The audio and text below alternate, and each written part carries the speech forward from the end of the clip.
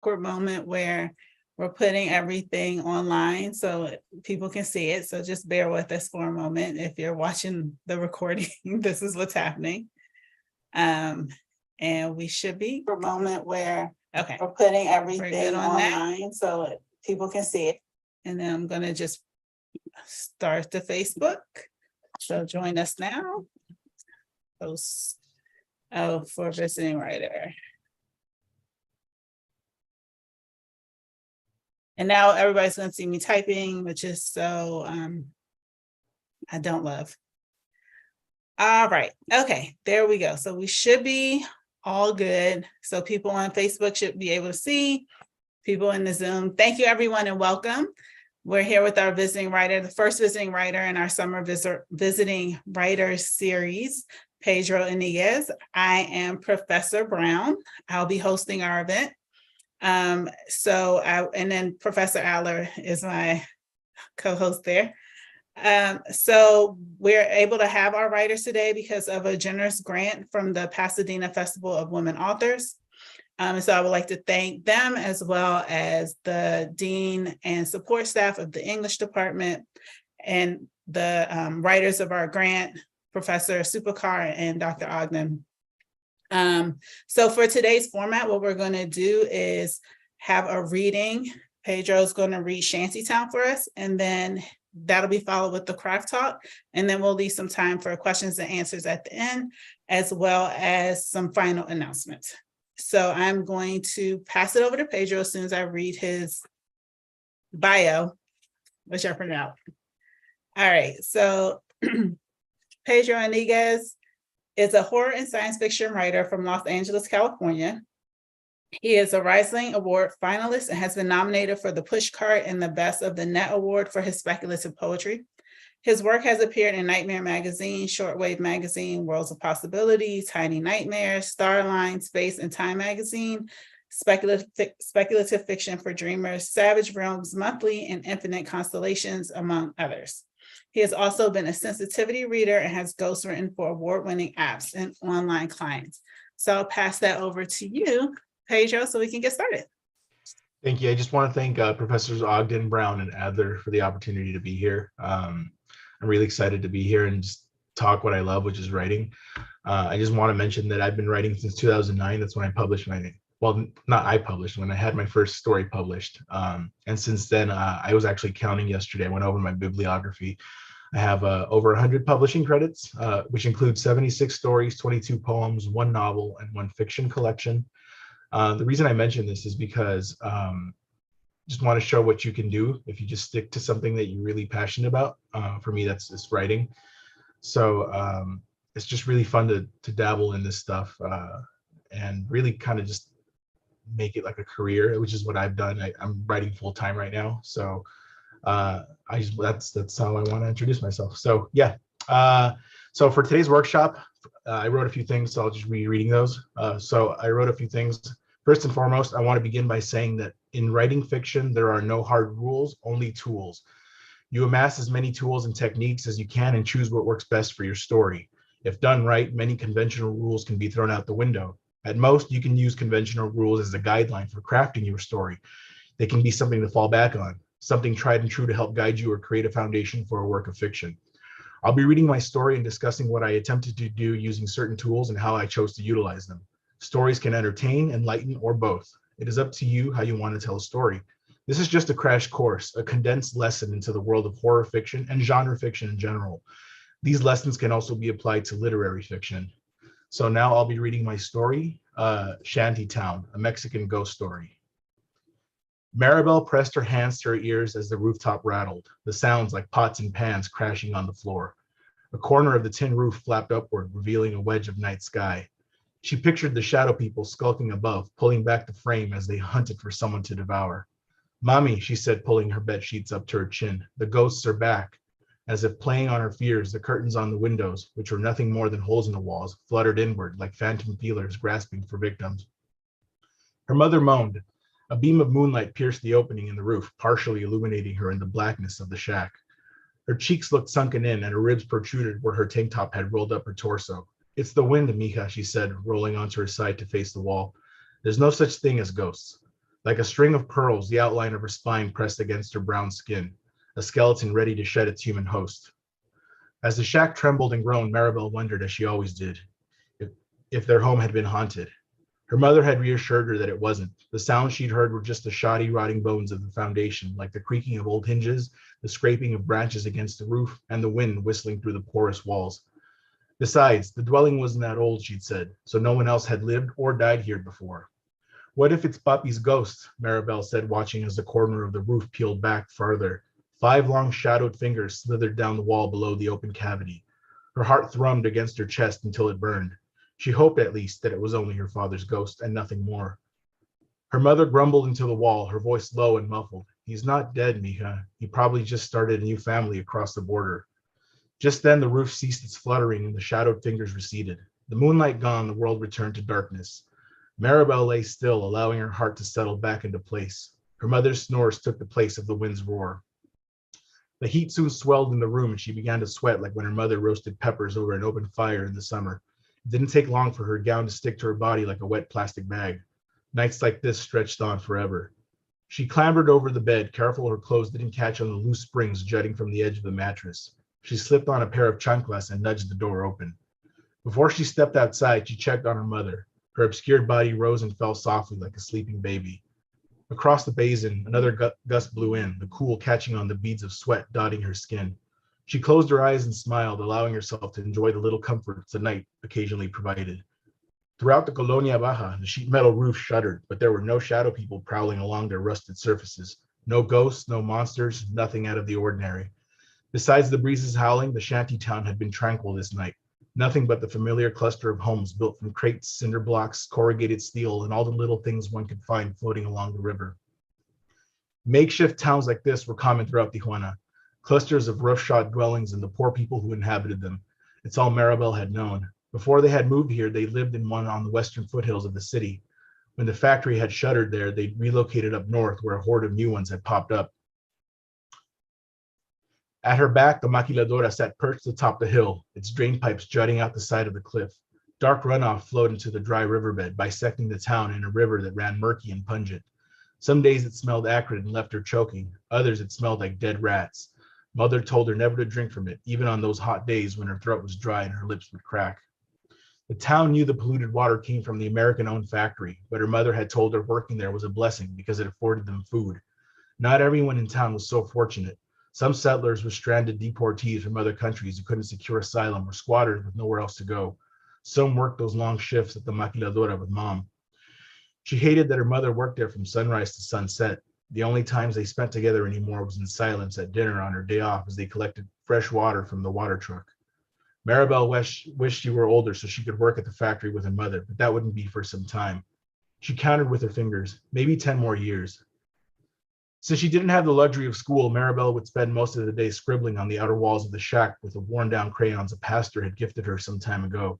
Other days, she spent the afternoons in the company of other kids, making up games and telling each other stories. Sometimes the stories involved the monsters they'd seen or the shadow people that lurked on the fringes of town. Some of the kids had seen them on nights like this, when they were hot or bored and strayed too far from their homes. The shadow people were a group of gangly ghosts that prowled the border wall, just past the colonia's edges. And if you spotted them, it was a sure bet you'd hear the cries of their victims soon after, screams of ack, ack, ack, as they were chopped to pieces and tossed over the side of the wall. Some of the kids' parents said they didn't exist. Others said the shadow people only came for tattletales, so it was best to mind your business and shut up. Every now and then, one of the children would go missing, never to come back. No one ever really knew what happened, but the rumblings around the colonia said they had run away to seek better lives, or perhaps they joined the cartels in the allure of easy money. Maribel knew, though. All the children knew. She shook the thought and glanced at the dark, endless sky. The stars weren't visible, like most nights. If it weren't for the moonlight, the town would have sat in complete darkness, each shack a tomb in a cemetery. That's what this town really was. A shiver ran along her back and arms. Before she turned back inside, shrieks bellowed out over the thicket beyond the northern edge of the colonia. She waited for the adults to come out and investigate, but no one did. Had the wind masked the screams as it tore through the trees and bushes? Maybe she had imagined it. Again, the wails came. She wasn't sure, but she thought she heard the words, "Help me," echo across the basin. Maribel hesitated and took a step forward, then another. Curiosity and momentum pushed her north along the Inky River's path where she thought the sound had come from. A breeze carried the rancid smell of the stream whipping across her face. She stifled a cough with her hand as she felt her throat begin to burn. She lifted her gown over her nose and stopped suddenly at the exact spot where she'd seen her first monster. How long had it been? She'd lost track a while ago, most nights since having bled into one another like one long, blurry nightmare. This particular memory was still vivid, though. She and a few other children had been playing that night, jabbing sticks into the river to see what odd things they could fish out. She was the first to spot it wading lazily along the stream. She recalled its bruised, pale blue flesh partially submerged in burbling water, its bulging eyes locked on her, unblinking. Apart from its lolling tongue, what scared her the most was its puffy, tight skin like a latex glove ready to burst when you blew too much air into it. She screamed. The rest of the children scrambled home in tears. By the time the adults came to see what had happened, the thing was already gone, flushed away into the void. Her mother had scolded her for making things up and getting everyone so worked up when they were trying to sleep. She peered away from the river. The dense thicket where she'd heard the screams lay not more than 20 yards from where she stood, the border wall not much further than that. The river flowed past the wall and emptied into an estuary in San Diego. Mother wouldn't let her venture further than the outskirts of the Colonia, though. That side was dangerous. Everyone knew that. That was all right by her. Out beyond the tree line was where the shadow people were known to dwell. Despite what her mother had said, Maribel had always known this town was haunted, and there were indeed such things as ghosts and monsters. Things moved freely in the dark here when adults weren't looking. Some nights it seemed they inched a little closer. She thought about the screams again. Had she heard right? Maybe it was a wounded animal. Those were best left alone. Carrion for the birds, her mother had said anytime Maribel cried at the sight of an injured kitten on the side of the road. Keep your head down and worry about yourself. She wanted to turn back home now, but what if someone really had called out? She couldn't leave without offering help. She regarded the wilderness ahead and paused, hoping to hear something again. Nothing stirred or chirped or rattled. Hesitant to take another step, she called out where she stood. Hello? Is anyone there?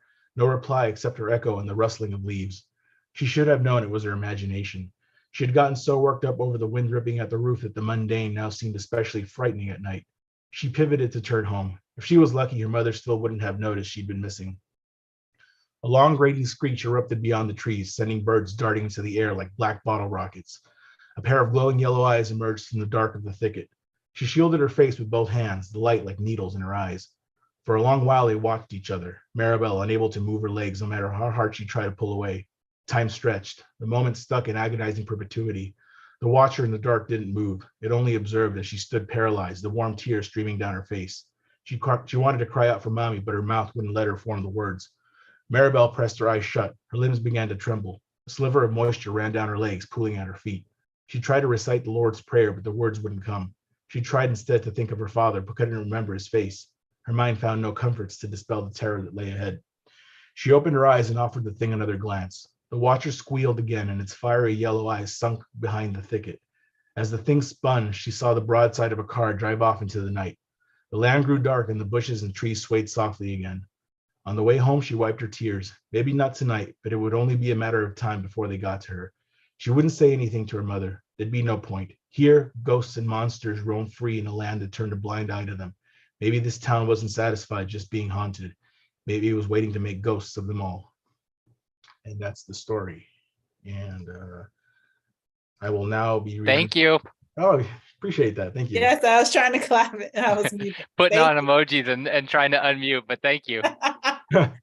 Appreciate that. Thank you. So now I'll be reading the notes. I'll be breaking down the story a little bit, talking about what I did, and then I'll go into some general discussion about just craft of writing. So for this story, I wanted to discuss how horror seeks to disturb, unsettle, frighten, or evoke feelings of dread and discomfort. It can also try to subvert the status quo. While seeking to unsettle the reader, the story may also become a vessel for political commentary and social critique. In this story, themes of pollution, cartel violence, poverty, and government failure all weave throughout the narrative. Maribel's very world seeks to cause her harm, and her government has failed to protect her, allowing her and her mother to live in squalor and horrendous conditions as they rely on the meager crumbs capitalism has left for them in a world where they succumb to a slow death while killers roam unchallenged in the night. She doesn't always outright make these critiques, but we take that away from the way she sees the world around her. That is the true horror at the heart of the story. Sometimes the things that scare us are not born of supernatural origins. So now moving on to character development. A character's actions, more than anything else, tell us who they are. Maribel, we can discern, is a curious and very sympathetic person by her actions. Her curiosity leads her to investigate a perceived call for help. This also tells us she is kind at heart. Her mind, we know, has substituted her father's abandonment for a false memory of his dying. She gives life to dreadful shapes or the depressing things in her town. This is how we know that abstracts thrive in her mind. As she is young, she struggles to make sense of her world, to process information, and to cope. Now I'll be moving on to POV and how it shapes the narrative. Here, the POV belongs to a little girl, Maribel, possibly 6 or 7 years old. It's not mentioned. Through her eyes, death appears to be hounding the entire town at every step. Her mother's protruding spine, the body she's seen floating down the polluted river, the cartel executions that happen nearby, the way the wind and shadows interact with her faulty home create monsters in her head. The same of the headlights in the thicket representing eyes in the dark. She even compares the shacks in town to tombs in a cemetery. What are mundane, grounded terrors to the adults creates a nightmarish reality for Maribel, and this influences the way the story is told and presented to the reader. Then I'm moving on to creating tension. So at the start of the story, we get longer paragraphs and sentences. As the terror reveals itself, sentences and paragraphs become shorter and sharper. Here's one example. Note the short, quick sentences. Maribel pressed her eyes shut. Her limbs began to tremble. A sliver of moisture ran down her legs, pooling at her feet. She tried to recite the Lord's Prayer, but the words wouldn't come. She tried instead to think of her father, but couldn't remember his face. Her mind found no comforts to dispel the terror that lay ahead. This puts us in the moment and ceases to become about relaying large bits of background information and instead focuses on the ensuing terror, almost like simulating quickened heartbeats. Now moving on to style and voice. This is more of a general tool that can be applied to any genre, including literary fiction or genre fiction. As you write, you will develop your own unique voice and stylings. This is an amalgamation of sentence and paragraph length and word choice. This is something that can be applied when choosing genre or mood for a story. It's the difference between saying belched and burped. Also, you develop your voice over time and practice as you fall into the rhythms of language and pace. Here's one example I wrote. Steve felt the sunlight on his face. He woke up, burped, and got out of bed ready to start his day. This is direct and to the point. It utilizes short sentences and simple words, perhaps suitable for a young adult book. Here's another take on the same information. The sunlight beaming through the open window caught on Steve's face, stirring him awake. He belched and swung his legs over the bed, ready to start his day. This utilizes longer sentences as in a bit more descriptive and literary. Through voice, you'll be able to choose how to shape your words to suit the story you want to tell. Here are my thoughts on outlining and ideas. So for horror, it's a little different. Usually you dwell or focus on fears or things that are scary, things that we sometimes are scared to talk about. But generally, you think of ideas or themes that matter to you. In this case, perhaps fears or dreams or issues that mean something to you. Maybe outlandish scenarios that speak to your fears in a world that has allowed those scenarios to exist. Try to develop characters trying to seek or evade those issues and give them a challenge in inheriting or escaping that situation.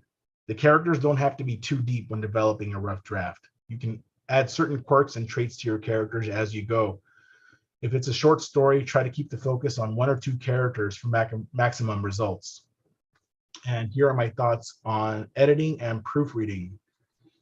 Some people prefer to finish a draft unimpeded, allowing the creative momentum to carry them through to get everything important on the paper or document. Others prefer to edit as they go. That's me. But always be sure to go over the story for mistakes, as readers will notice, and this can take them out of the story. Try to cut unnecessary words. Usually the simplest description is the best, as it allows the story to flow at a better pace. Overlong sloughs through prose can make a reader grow bored and give up on a story, no matter how good the plot may be. There's always room for flashy prose, but too much of it will weigh the story down. We want people to enjoy our stories, our ideas, but it won't matter if they don't feel compelled to make it all the way through. If in doubt, hire a proofreader or an editor. And this concludes my crash course into horror and genre fiction. All these tips can be applied to most genres of fiction. And remember, you get to choose which tools from your toolbox to utilize. And that was my quick little crash course into, taking apart my story and just general tips for writing. Okay, awesome. Thank you so much. Of course. There was a lot of really good stuff in there. Yes, tools, not rules, right? Yeah. So we're getting into. All right, so now's the time for questions. We have a few prepared, but we do want to give students an opportunity to ask questions. You can ask in one of two ways. You can either raise your hand to be recognized so that you can be unmuted, and then you can ask your question. If you do that, just remember that your name and voice may be, and your video, if you have it on, may be visible on the Facebook page. So the second option then would be to type your question into the chat, and then either Professor Adler or I can read it off to Pedro so he can answer. And if you're watching us via Facebook, you can also post there. I'll try to go back and forth and monitor. So who would like to start? Do we have any questions? I'll start. So let's just start like at the beginning. You talked about how you have a very, you have over 100 credits. Can you tell us when did you start writing and why you continue to do so? And then we'll get to Sydney's question. Sure. I actually was attending PCC, and I love studying and I love learning. I was just really bored at school. So during lectures, I would actually write little paragraph long stories during class. I know I shouldn't have, but this was around after I graduated high school, actually in 2004. So 2005 and on, I was really getting into my science fiction phase. I was reading a lot of Ray Bradbury and stuff like that. And I had these little ideas and I would write paragraph long stories. And so my writing journey started, I believe it was 2007. There was a bookstore in Glendale called Mystery and Imagination. It closed down a few years ago now, but on Thursday nights, I believe, they had these secret little classes with a horror writer named Dennis Etchison, who was regarded as one of the greatest short story horror writers. He passed away a few years ago, but one Halloween they were having an open mic night, and I caught wind of it, and I decided to go. And I took one of my little like 3-paragraph stories that I'd written in class, and it was the end of the night, and they asked if anyone else wanted to read, and I just said I'm an introvert, I'm very shy, so I decided, you know what, I'm going to try something new, and I did. I read in front of everyone. I didn't know this, but there were a lot of like pretty notable writers there in the room at the time, and I read it, and everyone loved it and applauded. And Dennis Etchison said, I really loved your story. I'd like you to come back and to my class. And I did, and we became friends, and he became my mentor. And so I started submitting around 2008, and in 2009 I had my first short story published, and basically since then I've been doing that ever since. And I'd get a few acceptances here and there, a few short stories, a few poems. And in 2018 or 2019, I quit working, and I pulled out everything from my 401k. And I told myself I'm going to commit myself to writing full time and see where it goes. And everything's just gotten better since then. Obviously, I had more time to dedicate to the craft. Not everyone can do that, of course. So yeah, that's I've been writing ever since. Okay, thank you. Sydney, did you want to ask your question? Hi, yeah, sorry. A lot of your writing, at least from what we've read, seems to surround themes of like immigration and violence and pollution and just like general darker topics with like at least within the subtext. So my question is like, where do you get your inspiration from? A lot of that is like personal stories. Obviously, I'm a Mexican American, so I grew up around that. My parents have stories, and just watching the news, especially in Spanish, a lot of daily stuff you hear about. So it's stuff that affects me personally.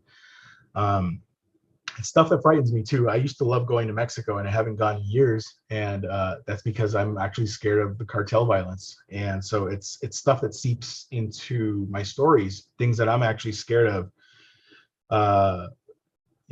So I turn those things into fiction, and that's kind of my way of coping or expressing my fears. And so it's stuff that's very unique and yet not unique. It happens the world over, but it's this particular thing is very unique to the Mexican experience or the Mexican American experience. in this case, the character is a Mexican girl. So, but it's stories that I hear about all the time, and things that really frighten me. Sometimes, the things that they do are really horrific. The cartels, and so even though we don't get a full graphic detail of what they do, it's hinted at in this story, and it creates shadow people, in the eyes of a little girl, and it's very, very scary stuff. So that's what influences a lot of my writing in regards to, not, I don't just do cartel stuff or Mexican stuff. I do some cosmic horror and vampires just like everyone else. But in regards to this story and others that I've written that touch on this, that's kind of where I get my ideas. It's just real life, that's real scary stuff. Yeah, Awesome, thank you. real life is very scary. And I think one of the, because there was a interview with Jordan Peele, and he talked about, they were like, how did you get the idea for Get Out? And he was like, I was one of the only Black people at a party, and I just was like, let me just keep taking that further and further and further, and see where it takes me. Like, what's the most horrific, or like, where does the mind go? So I think that what you mentioned there is really important. So let's get back to that. So I'm going to ask another question. Again, if you have a question, please post in the chat, raise your hand. So you mentioned Ray Bradbury, you mentioned Dennis Etchison. What are some other authors or stories or things that influenced you and maybe even directed you towards writing horror? So I grew up, my first influences were science fiction. I write science fiction as well. It's science fiction and horror kind of equally. So I grew up with a lot of Ray Bradbury, Robert Heinlein, Arthur C. Clarke, Isaac Asimov, a lot of the old grandmasters, but then I started to get into horror. And so like Stephen King was a big influence. Obviously, he's just so prolific, hard to escape that. But Clive Barker, a lot of cool horror influences. And short stories were mostly where I gravitated to. I did read a lot of novels, but short stories, I found you get a lot of condensed and really good technique that you'll learn. I think you can learn a lot from a good short story. So I read a lot of anthologies, and you get a good variety of styles and voices and worldviews. And I do want to mention that nowadays it's a golden age, I think. Maybe not financially, but I think in terms of voices, literary voices that you'll hear. When I started writing, I would be the only person of color on a table of content in a book, and this went on for a few years. Lately, the last few years, last 5 years, 6 years maybe, I've been seeing more people of color, and just diversity in voices get published now. And I think it's important to read widely.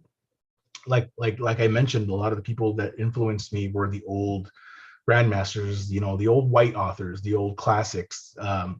But now we're seeing a rich diversity of people of color. I'm seeing a lot more Black writers, Asian writers, and Latin writers, and it's great. And you're going to learn a lot, because I found myself also being in a sort of bubble.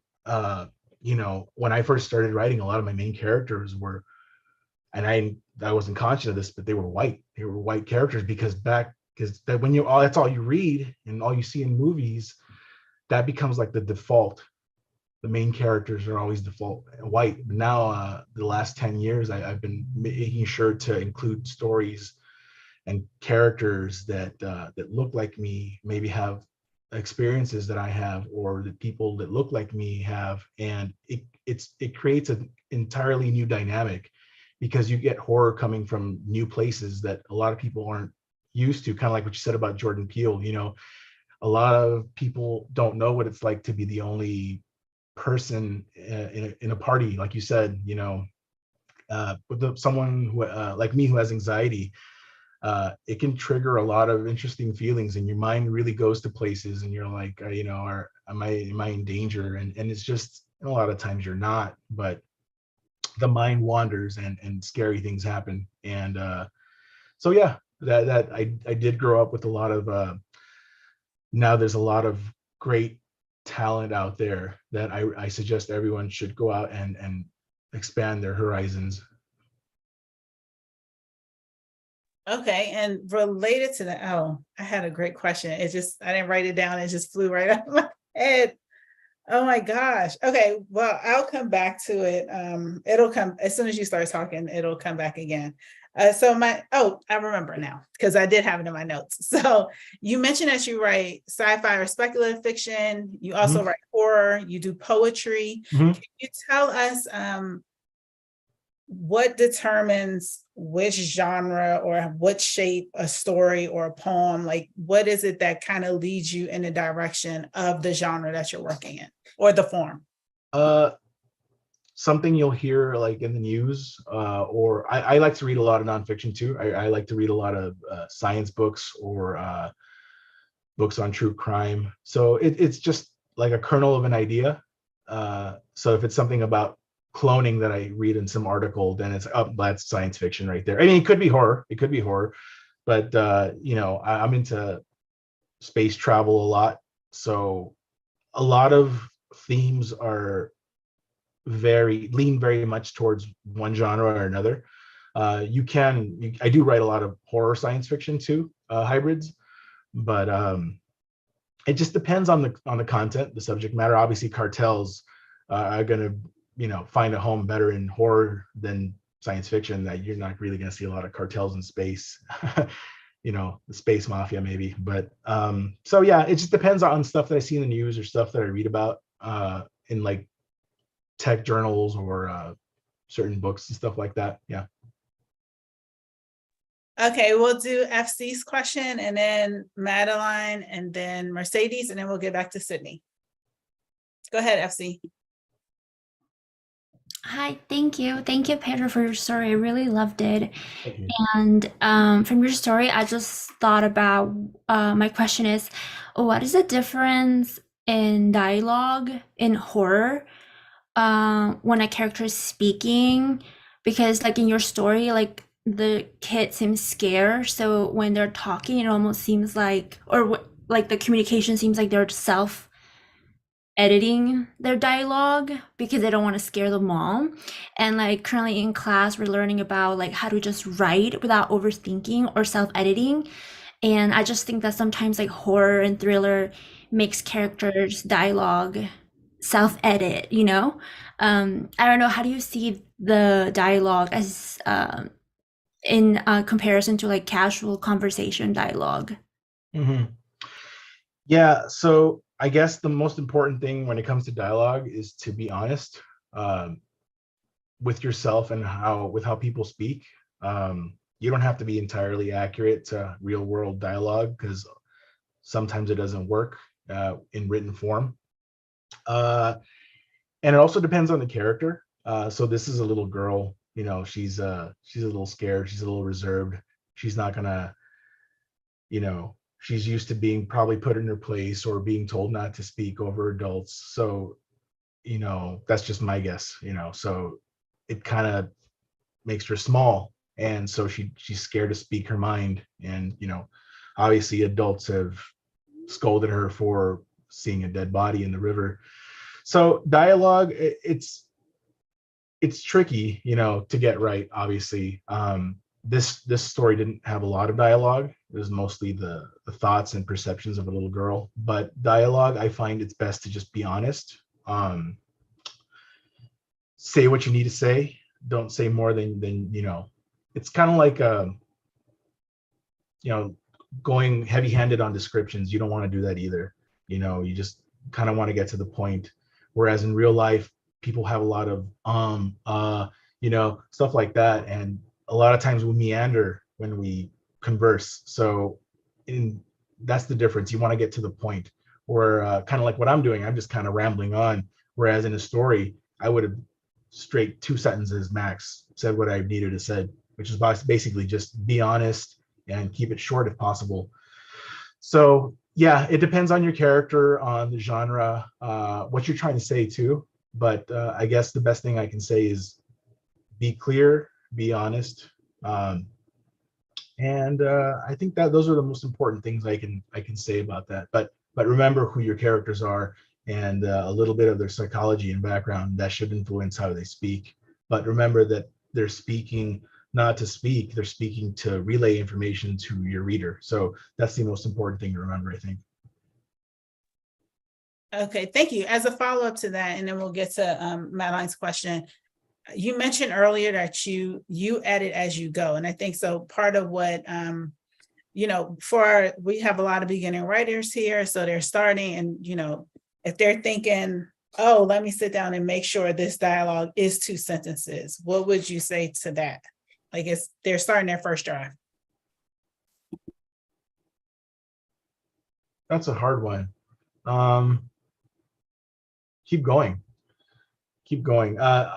What I do, I know a lot of people like to just get everything out, just spew it out, and then you can come back and tweak things as you go. I wouldn't say I'm a perfectionist, but I don't feel comfortable moving on until I've gotten what I have written to an adequate level that I'm happy with. If I had to say for a beginner writer, I would say get all your thoughts on the page. Just keep going. Don't second guess yourself. You're typically your own worst enemy, and you're gonna find reasons to slow down or stop. And there's gonna be a lot of things blocking your progress. Just keep going. Just keep writing. Get all your thoughts out, no matter how silly you think they may be.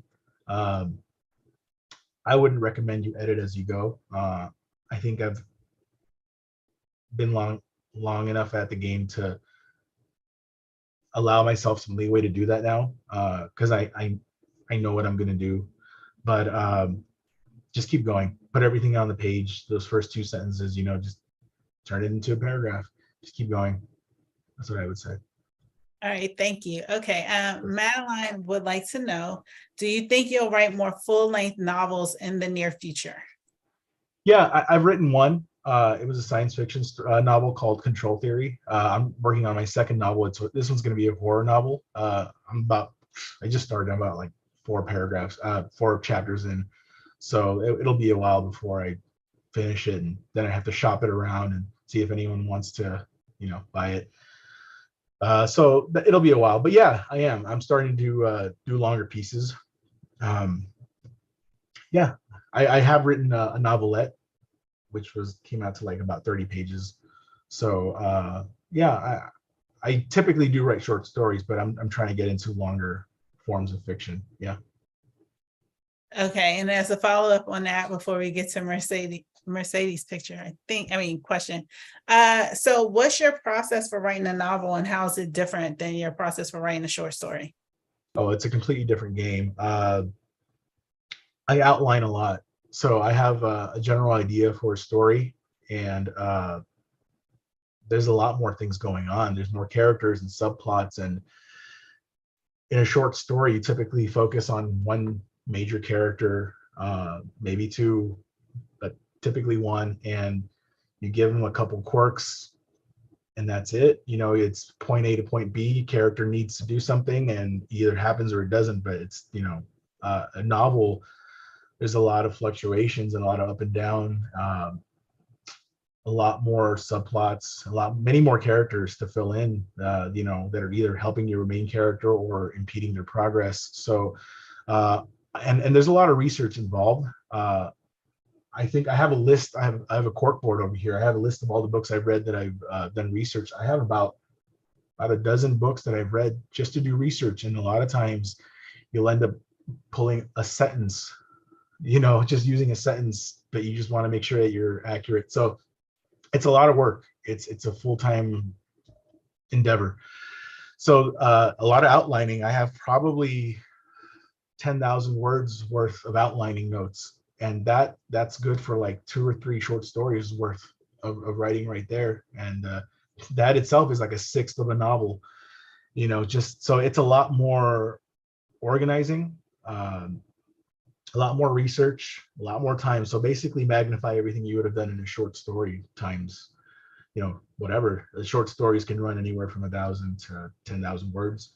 Novels, 50 to 100,000 words.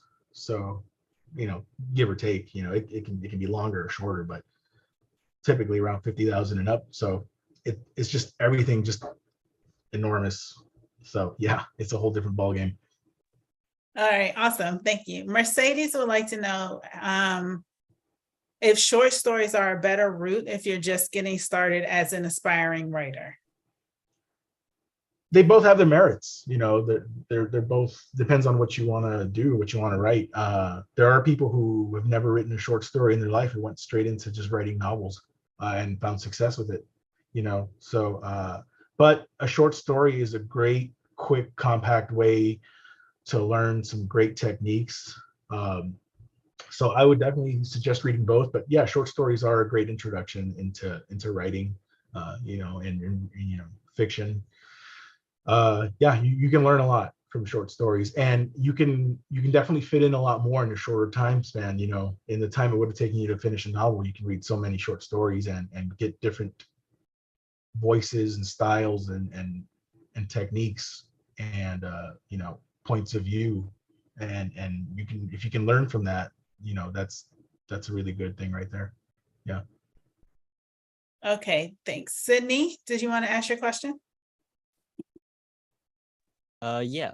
So far we've read around 2 stories of yours that are written from the perspective of the child, and I think you did that real well, and that's something that I used to struggle with. So do you have any tips regarding that? For children? Yeah, just writing from the perspective of a child. There's Uh, definitely that degree of innocence there that enhances the writing. yeah, I just put myself in that mindset. I still think of myself as a child at heart. And I never really grew up out of that in some ways, you know. So I revert to the way I used to think. I was very sheltered. My parents were very scared of things happening to me. They wouldn't let me go play with my friends a lot of the times unless I was supervised. So it kind of shapes you in a way. You know, you become yourself very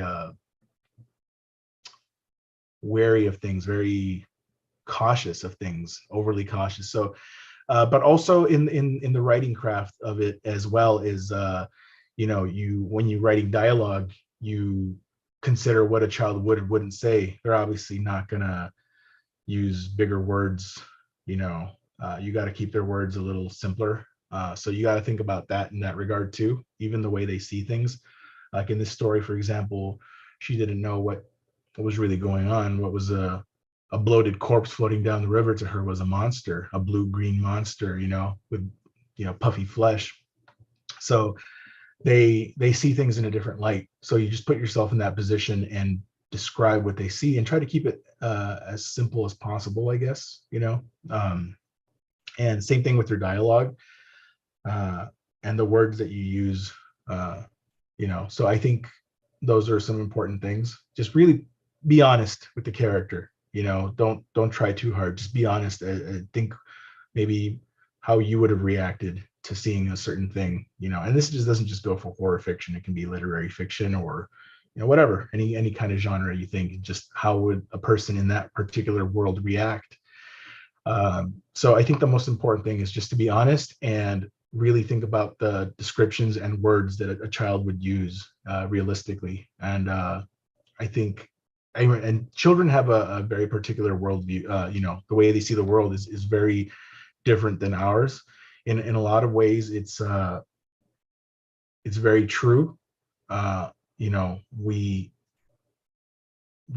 like to push things aside and they see things for what they really are. At the same time, their world is also a little bit more distorted in a kind of a magical way, you know. I used to see the world differently than I do now. So yeah, think about that, I think. Okay, our next question is from Micah. Micah would like to know, do you find publishers or do publishers find you? It goes both ways. When I started, I would find publishers. You have to seek them out. You submit your stories, and you know, most often than not, you get rejections. I've been rejected more times than anyone can count.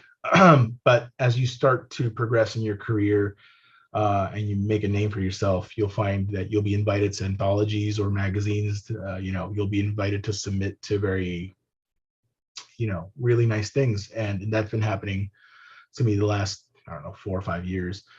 And like I've got a few books out this year where I've been in with some big names. I was published with Neil Gaiman earlier this year, in an anthology with him. There's a book I can't discuss yet. It's going to be out later this year, but I'm going to be in an anthology with some of the really big names in horror, modern and some legends from yesteryear. So it's going to be really cool. But you find as you progress, it's like a job, it's like a career. You start out small, and then you network, and those are all stepping stones to a bigger, job, hopefully. And it's the same thing with writing. When I started, I was nobody. I still am. I'm still nobody. But you find that you put in the work, and you make some really meaningful connections, and people respect you, and they appreciate your voice and what you have to say. And they say, hey, I'm putting something together. Would you mind submitting something for me? Or, so but most of the time I still have to submit stuff. Everyone's still clawing their way to find a publication, so to get an acceptance. So it is hard work. I will say that. That's a whole nother discussion. The whole publishing side of writing is very different than just the craft of writing. That's a whole nother discussion right there. That's a whole nother class. But it's a whole different world out there. You contracts and submitting queries and stuff like that. So yeah, it's be prepared for the work. Okay, awesome. So we're getting close to the end of our time together. So I do want to ask a follow-up question about what Micah said, and then if anybody has something that might be, a burning desire. So you talked about publications. So how did or do you decide where to submit your work? Yeah, there's a few good websites. If anyone wants, this is a good one. This is called the Submission Grinder. That's my favorite. Look it up, Submission Grinder. It's got a filter. You can look up, by genre, and you can filter things out like pay, markets that pay or don't. I would suggest you always go for pay. And they've got poetry, and you want to submit to magazines or anthologies or either or. So that's my favorite reference for submissions. And you go to each website and they all have their own guidelines. So that's usually where I go. So yeah, I think if everyone could just write that down, they're gonna, I think, enjoy that. Okay, I'll also post that link to the Facebook comments, and I did put it in a chat just so people can look it up. Somebody asked about for scripts. So do you do screenwriting? I don't. I did once with a friend. I'm not a screenwriter. I had a story, and he liked it enough, and I kind of wrote like the treatment, and he turned it into a screenplay. And so in that regard, we collaborated on it. As there's a simplicity to screenwriting, and yet I can't do it. I need to be more descriptive and I guess a little more poetic in my prose. So my mindset isn't built that way for just very straight, matter of fact, John enters the door, turns the doorknob, bang, a shot rings out. I can't do that. I have to be a little more descriptive with the prose. So in that regard, I did. I can't really talk about it too much, nothing will probably come from it. But I did have a publisher who published one of my stories. She got in touch with a Canadian TV producer who was looking to make a horror anthology TV series, and he was looking for stories. And she submitted one of my stories to him. She recommended it, and he said he'd look into it. But shortly after the whole writer's strike thing happened, so I doubt anything will come from that. But that's the closest I've gotten to anything in that world of TV or screenwriting. But no, I don't do screenwriting myself. I would like to, maybe one day down the road, maybe brush up on it. But for me, I really like prose writing. I like short stories and novels and poetry. Yeah. Okay, we're going to get into our last three questions. So the first one is, so what do you think is the most important takeaway you want people to get from your work? the thing I want people to take from my work is whatever they take away from it. Really, it doesn't matter whether you're entertained or you're left with some kind of thought lingering in your head. You know, whether it made you feel something, that's okay with me. You know, if you didn't come away with any deep, you know, profound ideas, that's okay. If you were entertained, that's fine by me. But I do write to entertain and move.